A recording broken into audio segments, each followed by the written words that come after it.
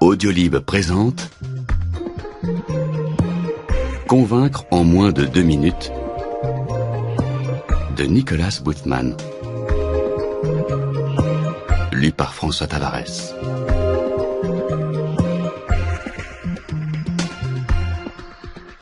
Introduction.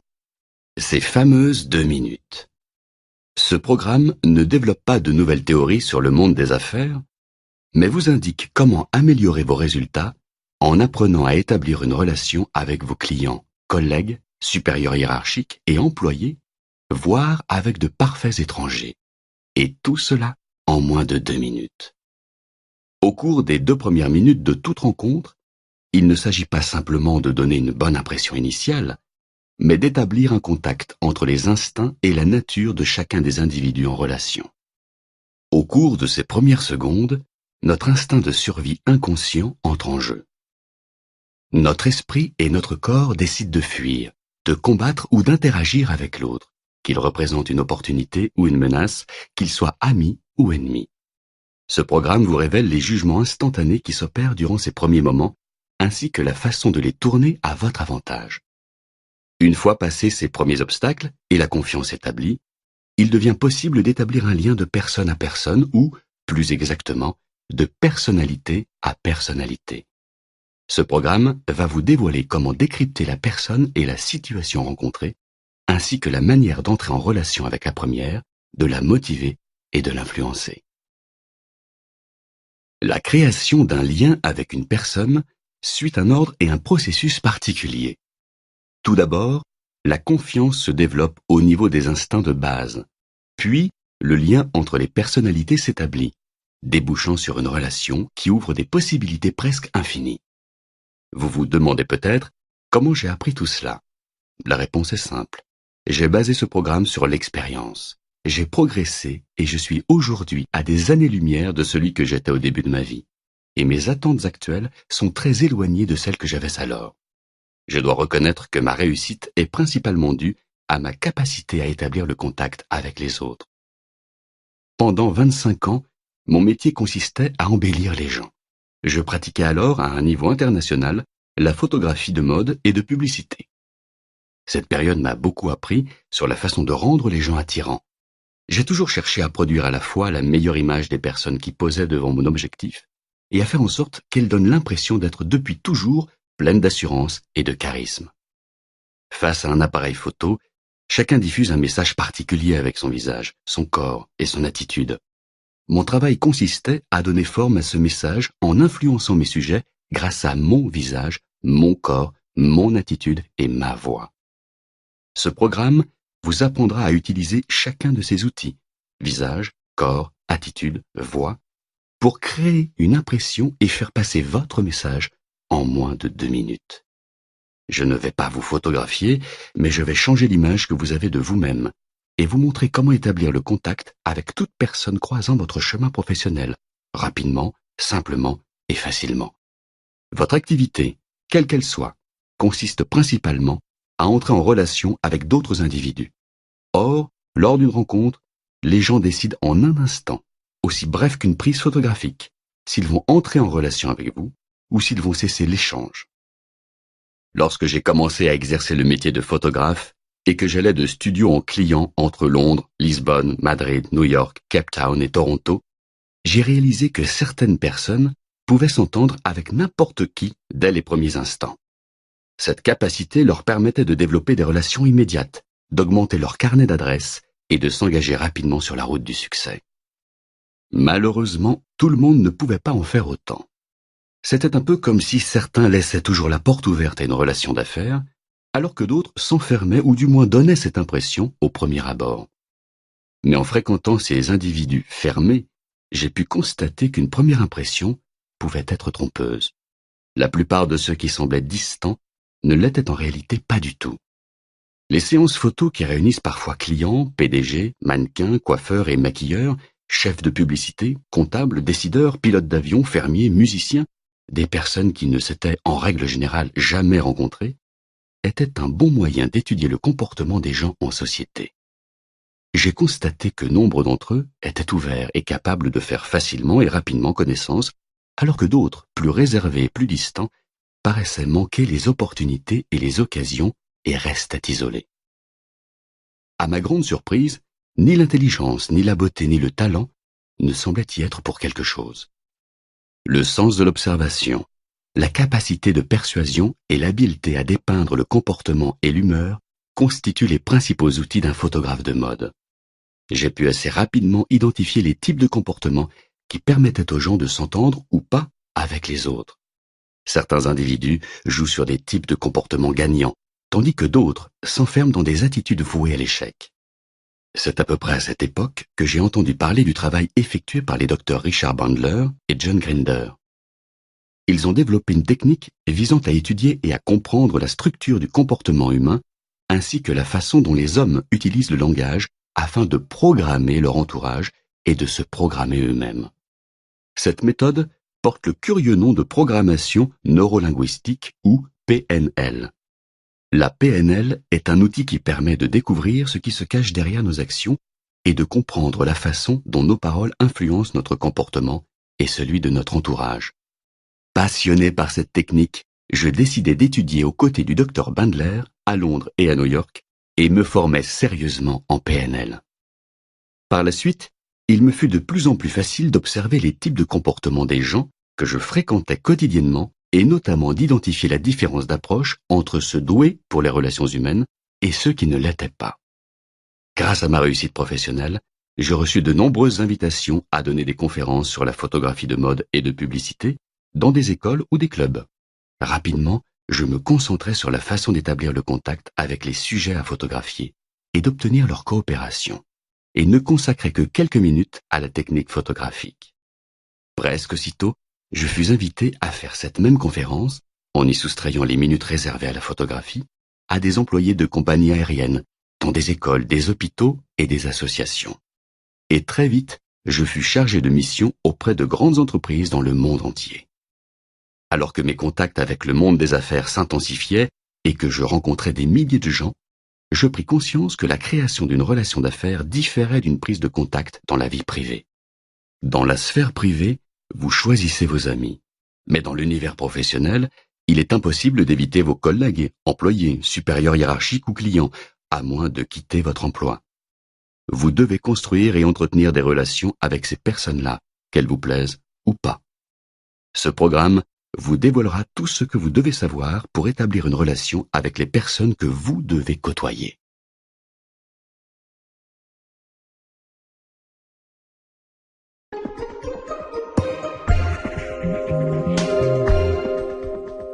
Première partie, les bases.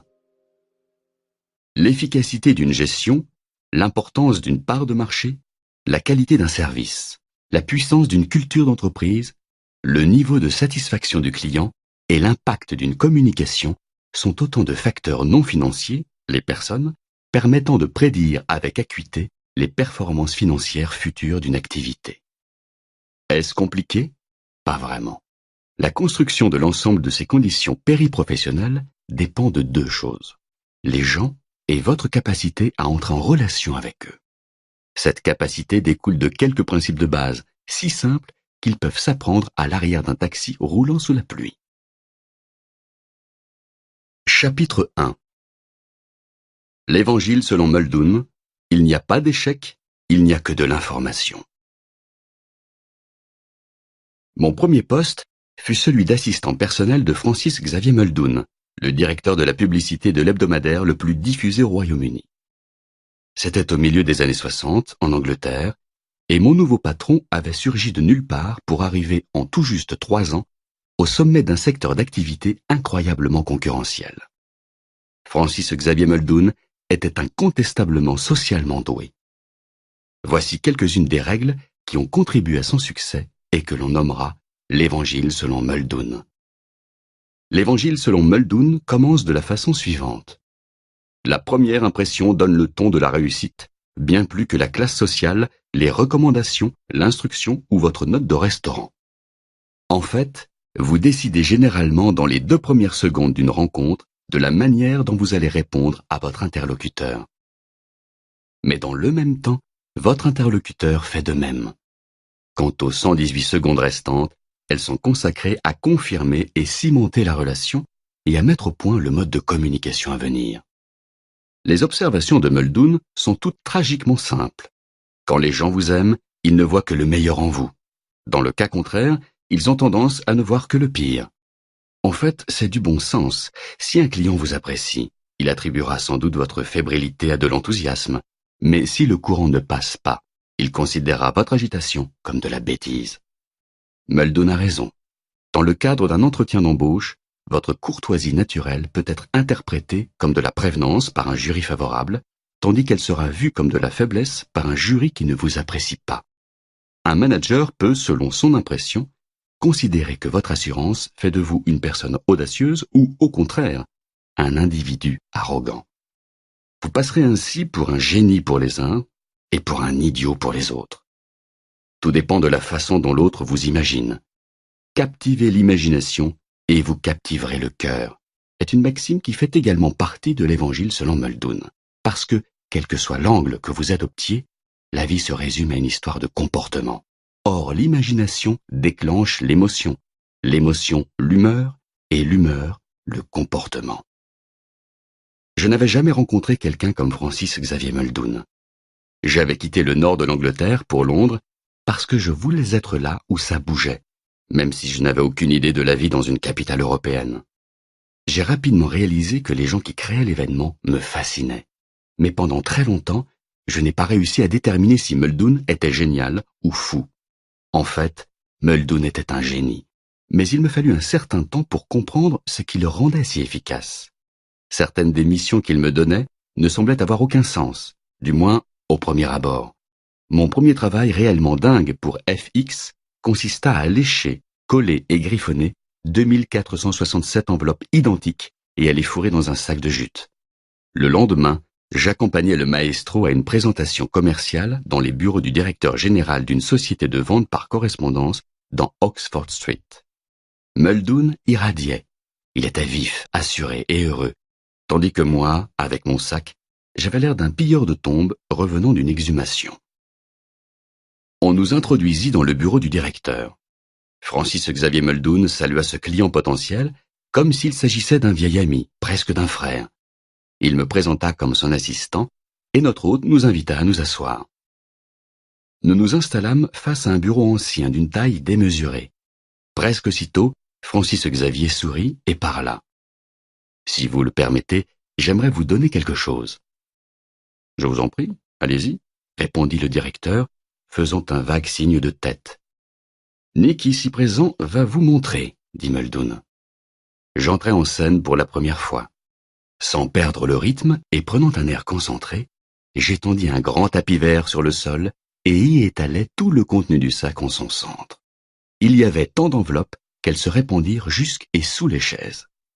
Alors que notre hôte, complètement ébahi, considérait l'énorme tas d'enveloppes sur le sol, Muldoon proclama d'une voix douce mais néanmoins précise: « C'est la quantité de réponses que vous pouvez obtenir si vous faites de la publicité dans le magazine Woman. » Il fit une pause suffisamment longue pour capter l'attention du directeur. Puis, le regardant droit dans les yeux, il annonça: « 2467 réponses atterrissant sur le bureau de l'un de vos concurrents en un seul jour à la suite d'une publicité dans notre magazine. Nous pouvons faire la même chose pour vous. » Le temps volatile, il s'était écoulé à peu près 2 minutes depuis le début de l'entretien. Muldoon partit avec, dans sa mallette, un contrat de publicité pour 26 semaines et dans le sac, l'intégralité des 2467 enveloppes. Dans le taxi qui nous ramenait au bureau, il décida qu'il était temps pour moi d'en apprendre un peu plus sur l'Évangile selon Muldoon.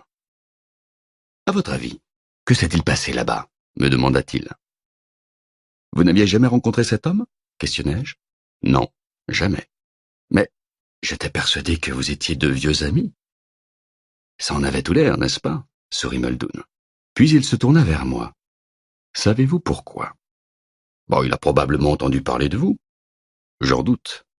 Asseyez-vous en face de moi si vous voulez bien, et je vais vous expliquer ce qui s'est passé. Les taxis londoniens ressemblent beaucoup à des boîtes de conserve noires montées sur roues, mais ils sont spacieux et faits pour le confort des passagers et de leurs bagages. À l'arrière, ils disposent d'une banquette faisant face à la route, ainsi que de 2 strapontins tournés dans le sens opposé. Je m'assis donc sur le strapontin en face de Muldoon. Étant plutôt grand, je posais mes coudes sur les genoux, ma main droite entourant mon poignet gauche. Je présume que mon visage traduisait mon étonnement et ma curiosité. Par la fenêtre, Muldoon regardait la petite pluie fine tomber sur les passants qui sortaient de la station de métro de Marble Arch. Il me fit face en ajustant sa position sur la banquette, puis sourit avec enthousiasme en me regardant droit dans les yeux. Il brandit un doigt. Loi de Muldoon numéro 1, lorsque vous rencontrez quelqu'un, vous devez le regarder dans les yeux et sourire. Il opina une fois et attendit que je prenne acte de ses paroles, ce que je fis. Puis, il leva un 2e doigt. Loi de Muldoon numéro 2, si vous voulez que votre interlocuteur ait l'impression de déjà vous connaître, vous devez être un caméléon. Je fronçai les sourcils. D'un geste de la main, Muldoon m'indiqua de prendre patience, puis leva un 3e doigt. Loi de Muldoon numéro 3. Captivez l'imagination et vous captiverez le cœur. Je m'adossai au dossier de mon siège. J'étais sûr qu'il n'avait pas fini. Il fit de même. Combien de fois par jour avez-vous affaire à des gens qui ne s'aperçoivent pas de votre présence et qui ne vous regardent pas? Des dizaines de fois, j'imagine, répondis-je. Ce sont autant d'occasions manquées. Le moyen le plus économique, facile et efficace de maximiser les effets d'une prise de contact avec d'autres personnes, vos clients, vos collègues, le concierge d'à côté ou ce chauffeur de taxi, consiste à les regarder dans les yeux et à sourire. Savez-vous pourquoi? Parce que cela donne l'impression que vous êtes honnête et que vous leur portez un certain intérêt. Je me doutais en répondant que ce n'était pas tout. Bien, très bien, mais cela va au-delà. Si votre présentateur favori énonçait les informations du soir la tête baissée en lisant ses notes ou en regardant par la fenêtre, le prendriez-vous au sérieux? Non, je ne pense pas. Cela me semblait assez évident. Et que penseriez-vous de son message? Je présume que je n'y accorderai aucun intérêt, à moins de me forcer. Votre message va à l'endroit où va votre voix, et votre voix se dirige là où vos yeux la guident. Que ressentez-vous lorsque vous rencontrez quelqu'un qui ne vous regarde pas dans les yeux? Que ressentez-vous lorsqu'il le fait? Que ressentez-vous quand, alors que vous vous adressez à une personne, celle-ci porte ses yeux sur quelqu'un ou quelque chose d'autre? Le contact par les yeux est l'un des plus importants vecteurs de communication non verbaux. Nous avons tous appris que les yeux sont la fenêtre de l'âme. Mais ils permettent également de répondre à des questions essentielles au moment où nous tentons d'établir une relation. Mon interlocuteur fait-il attention à ce que je dis? Me trouve-t-il attirant? M'apprécie-t-il? Dans des contextes sociaux ou professionnels, d'infimes différences en matière de contact oculaire peuvent en dire très long. Par exemple, des yeux qui se rapprochent et une tête baissée, légèrement de côté, peuvent indiquer une invitation à discuter de choses très privées, voire intimes. Le regard peut transmettre un sentiment de supériorité quand la tête est levée, une hostilité, regarder par en dessous son interlocuteur de manière impassible. À l'inverse, le fait de regarder ailleurs peut indiquer une faiblesse et une stratégie d'évitement. Par conséquent, lorsque vous discutez d'un sujet qui vous tient à cœur, soyez conscient du message que vos yeux adressent aux personnes qui vous écoutent. Muldoon me regarda droit dans les yeux et me parla doucement et lentement. Les yeux diffusent de l'autorité. Ils donnent au message sa direction et renforcent sa précision et son impact. Il me scruta avec insistance et j'évitai son regard. « Vous saisissez ?» me demanda-t-il. « Oui », approuvai-je avec vigueur. « Alors souriez, dit-il. J'eus un rictus. « Qu'est-ce que c'est que ça ?» demanda-t-il. « Je ne parviens pas à sourire sur commande, dis-je. »« C'est par vanité? Vous avez peur de passer pour un idiot ?» s'étonna-t-il. « C'est plutôt par bêtise, répondis-je. »« Vous feriez mieux d'apprendre, dit-il. Le regard n'est pas le seul moyen d'entrer en contact avec les autres. La manière la plus rapide de vous montrer sous votre meilleur jour est de sourire. Souriez et le monde entier sourit avec vous. Quand vous souriez, vous dites « Je suis accessible, je suis heureux et j'ai de l'assurance ». Ne laissez pas la vanité faire obstacle à votre réussite.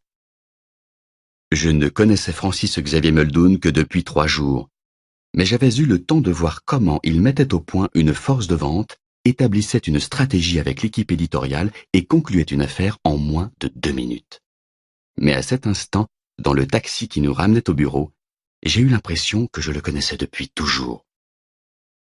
Pourquoi? Loi de Muldoon numéro 2. Comment vous sentez-vous? S'enquit-il. Bien, répondis-je, et il leva doucement un sourcil. En fait, super bien. Je sais, dit-il. Puis il poursuivit. Savez-vous comment je le sais? Vous voyez que je souris, que j'acquiesce à ce que vous dites et que j'apprends plein de trucs. Oui, mais cela va plus loin encore. Regardez comment vous êtes assis. Je baissai les yeux. J'étais affalé contre la portière du taxi, les bras croisés et le menton dans la clavicule gauche. Maintenant, regardez la façon dont je suis assis. Je ne m'en étais pas rendu compte, mais je réalisais au moment où il me le faisait remarquer que la posture de Muldoon était identique à la mienne. On aurait dit que je regardais un miroir. Savez-vous ce que font les gens qui s'entendent bien d'un point de vue comportemental? Je décidai qu'il était préférable de hocher la tête en signe de dénégation. Il fit la même chose.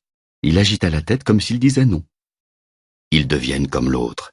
Ils commencent à s'asseoir de la même manière et à parler avec le même ton de voix. Aujourd'hui, à l'agence de vente par correspondance, quand le client inclinait la tête, je faisais de même. Lorsqu'il montrait un peu de tension, moi aussi. Quand il se détendait, je faisais de même. J'ai changé mon comportement, mes attitudes et mes expressions afin de m'adapter à ce qu'exigeait l'instant. Et j'ai fait tout cela pour être en harmonie avec le contexte. Comme un caméléon? Interrogeai-je. Et à cet instant précis, je suis en train de procéder de même avec vous. Vous ne vous en êtes pas rendu compte, mais cela vous a mis à l'aise et vous a permis de vous détendre. C'est pour cela que j'ai eu l'impression tout à l'heure pendant l'entretien que vous vous connaissiez tous les deux, dis-je. Je commence à saisir. Muldoon avait raison. Nous savons instinctivement comment nous adapter. Nous savons comment devenir des caméléons parce que nous l'avons fait toute notre vie. Nous apprenons par l'imitation. Si je vous souris, votre nature humaine vous commande de me sourire en retour. De même, si je vous salue d'un bonjour, il y a de fortes chances que vous me retourniez mon salut. Cela fait partie de la prédisposition naturelle de l'être humain à adopter des comportements synchrones et réciproques. Ce phénomène, appelé synchronie limbique, est ancré dans le cerveau humain. À mesure que nous grandissons, notre entourage influence notre comportement. Nous acquérons de bonnes manières en imitant les personnes qui nous entourent. Nos rythmes sont synchrones, nos comportements sont synchrones, et même notre savoir est synchrone. Lorsque quelqu'un nous copie, cela peut être flatteur. Si nous entendons quelqu'un répéter nos paroles, nous sommes heureux de constater que notre message est passé. Nous aimons les gens qui nous ressemblent. Ils ont reçu la même éducation que nous, ce qui nous rassure et nous met à l'aise. Depuis que nous sommes nés, nous recherchons cette synchronisation en réponse à notre contexte émotionnel et physique. Le rythme physique du nourrisson et celui de sa mère sont synchrones. Plus tard, l'humeur du petit enfant s'accorde avec celle de ses compagnons de jeu. Par la suite, l'adolescent calque ses goûts sur ceux de ses camarades. Enfin, l'adulte manifeste des opinions et préférences largement déterminées par celles de ses amis. Nous apprécions et nous nous sentons bien avec les gens qui nous ressemblent. Lorsque vous dites à quelqu'un « je t'aime bien », vous dites probablement « je suis comme toi ».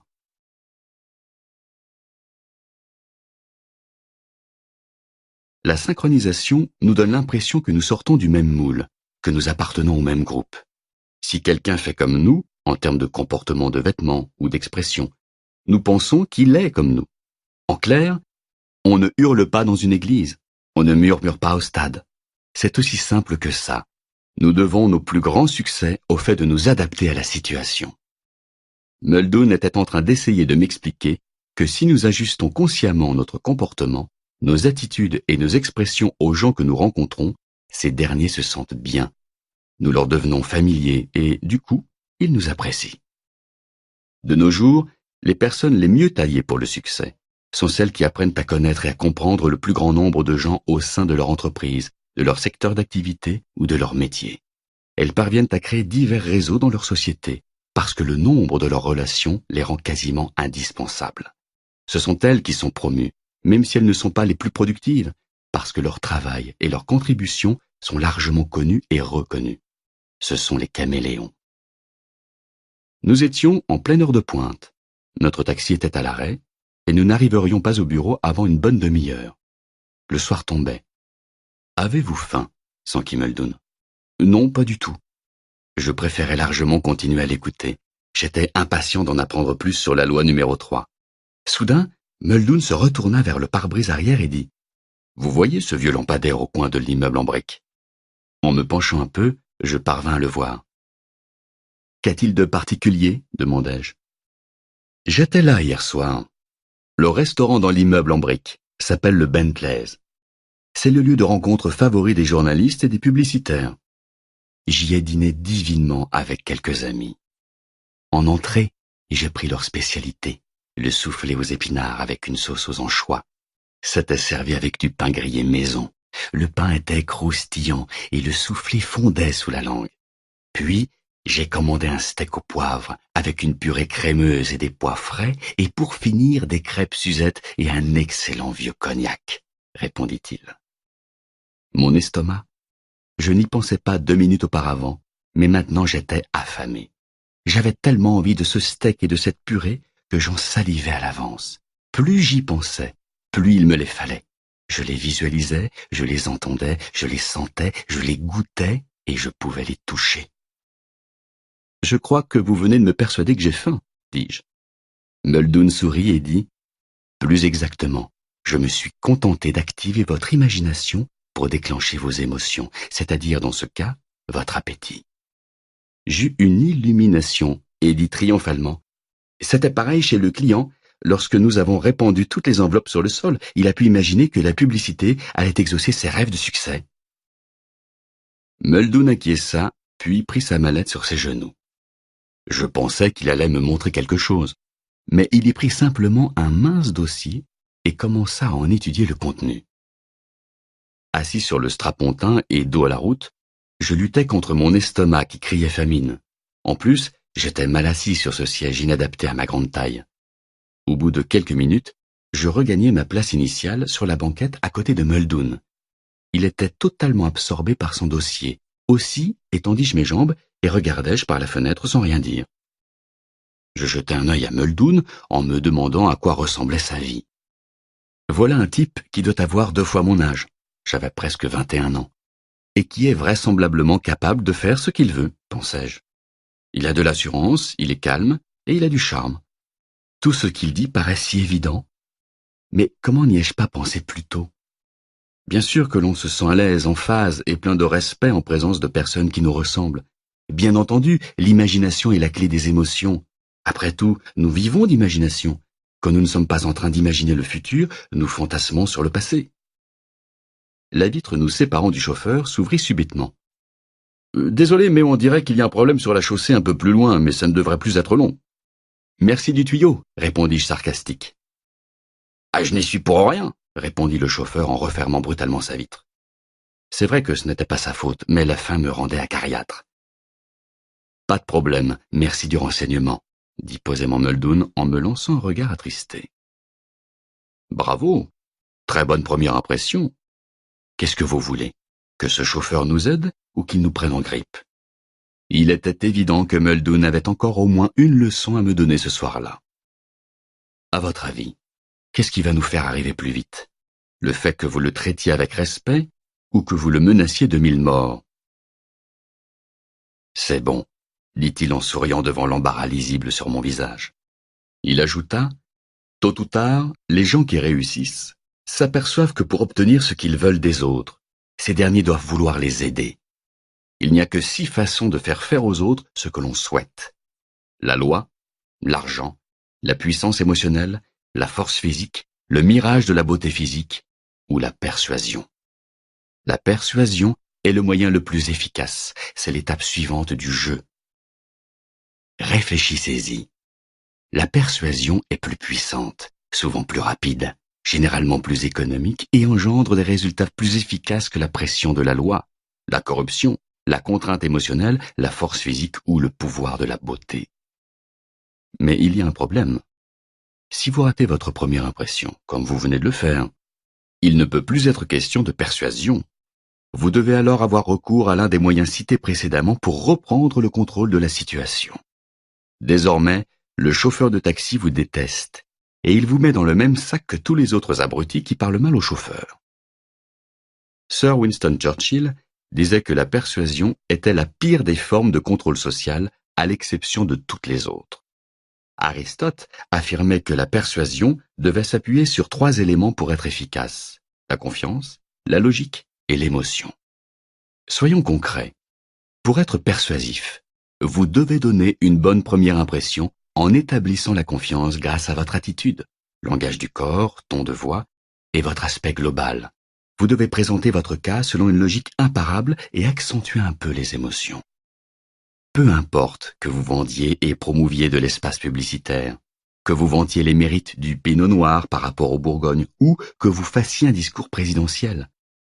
Vous devez persuader votre auditoire de vous faire confiance et que vous représentez le bon sens. Vous devez le toucher. Pour être persuasif, vous devez communiquer tout cela et le faire vite. Mais qu'entend-on exactement par communication? Si je souhaite que l'un de mes fournisseurs fasse quelque chose pour moi, et s'il ne le fait pas, cela veut dire que ma communication a échoué. Suis-je responsable à 100% de mon échec ou de mon succès? Oui. Dans les affaires, la mesure d'une communication efficace se fait à l'aune de la réponse reçue. Donc, que faire si mon fournisseur ne me livre pas les marchandises? Je pourrais lui demander ce qui s'est passé, et il me promettrait que cela n'arrivera plus. Mais si cela se reproduit néanmoins, je pourrais le surveiller un peu plus, tempêter ou m'emporter, ou encore supplier. Je pourrais aussi changer de métier, faire tout autre chose, ou encore changer de fournisseur. Cela fait, si ça ne marche toujours pas, je pourrais encore tourner et virer jusqu'à ce que mes vœux soient exaucés. Par vanité, l'être humain a tendance à refaire les mêmes choses encore et encore, tout en espérant obtenir des résultats différents. C'est un fait. Tout comportement est une réaction à une information. Si vous voulez quelque chose, vous essayez de l'obtenir. En cas d'échec, vous pouvez essayer de refaire la même chose ou identifier ce que votre premier essai vous a enseigné, l'information, revoir votre stratégie et essayer à nouveau. Tâchez de retirer plus d'informations de votre deuxième essai et continuez à essayer et affiner votre démarche jusqu'au succès. Essayez et affinez. Essayez et affinez. Il n'y a pas d'échec, seulement de l'information. Pour réussir, la formule est la suivante. Vous devez savoir ce que vous souhaitez. En termes positifs, je veux une collaboration plutôt que je ne veux pas de conflit. Puis déterminez ce que vous obtenez et changez votre démarche tant qu'elle ne donne pas les résultats attendus. Vous voyez ce panneau là-bas? Dit Muldoon en visant la vitrine d'un restaurant Kentucky Fried Chicken. Regardez à l'intérieur. C'est plein. Cette chaîne possède des restaurants dans le monde entier. Et son succès vient du fait que les gens ont été persuadés qu'ils avaient envie d'y aller pour déjeuner. L'enseigne leur garantit qu'ils mangeront correctement et pour un prix raisonnable. L'essence même d'une activité et d'une marque est de tenir les promesses qu'elles font à leurs clients. Et lorsque l'on vous tient par votre imagination, on vous tient tout court? Demandai-je. Muldoon répondit, tout à fait. On vous tient grâce à la persuasion et non à la coercition ou à l'intimidation. On ne force personne à venir déjeuner à tel ou tel endroit. La coercition consiste à faire aux gens ce que vous voulez qu'ils fassent. La persuasion, elle, s'emploie à faire en sorte que les gens veuillent faire ce que vous voulez qu'ils fassent. La persuasion s'appuie sur la manière dont on parle aux rêves des gens et sur les liens que le fabricant ou l'entrepreneur